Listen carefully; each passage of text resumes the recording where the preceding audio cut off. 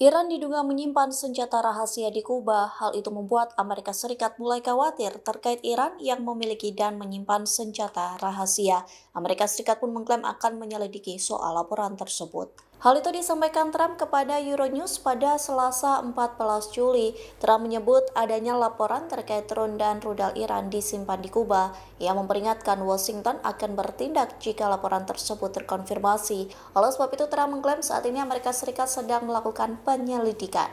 Namun Trump tidak memberikan foto maupun dokumen intelijen terkait laporan rudal Iran yang disimpan di Kuba. Begitu pula Iran maupun Kuba yang belum memberikan komentar terkait penyimpanan drone dan rudal Teheran. Sementara analisis Axios menyatakan bahwa rezim Kuba telah memasukkan lebih dari 300 drone militer buatan Rusia dan Iran sejak 2023. Angkatan bersenjata revolusioner dilaporkan sedang mempelajari kemungkinan penggunaan sistem ini terhadap target Amerika Serikat.